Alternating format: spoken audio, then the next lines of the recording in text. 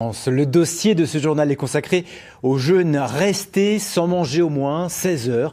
Les week-ends détox ou les séjours plus longs sur une semaine font recette. Alors pourquoi un tel engouement? Est-il bon de jeûner pour la santé?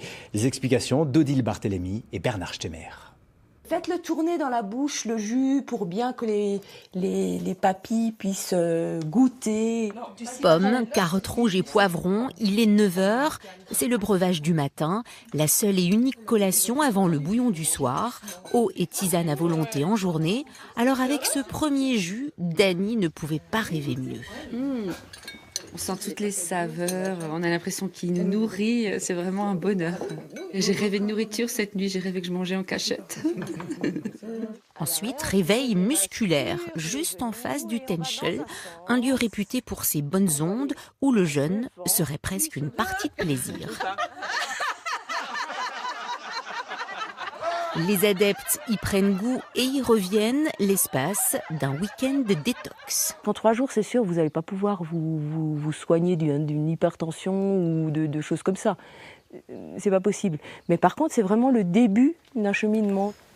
Beaucoup de gens me disent « Ah, bah maintenant, à partir de maintenant, je veux manger mieux » ou je veux faire plus de sport. Il y a beaucoup de gens aussi qui viennent pour arrêter de fumer, qui viennent parce qu'ils sont en burn-out. C'est des gens qui ressentent un trop de quelque chose. Trop de toxines à éliminer, alors les jeûneurs randonnent chaque matin 1 à 2 heures. Anne entame son 3e jour sans manger. C'est la crise d'acidose avec les premiers symptômes de fatigue. Privée de nourriture, le corps panique. 11h moins le quart. Dès que ça monte un peu, là j'ai le cœur qui bat très vite, tout de suite. Ce matin au lever, j'avais la tête qui tournait, il a fallu que j'aille tout doucement, des vertiges, des hypotensions en fait. Voilà, j'ai aussi l'impression d'avoir la bouche pleine de toute pâteuse, toute. Il s'agit alors de les aider à passer ce cap et leur redonner confiance, d'où la nécessité d'une pratique encadrée du jeûne.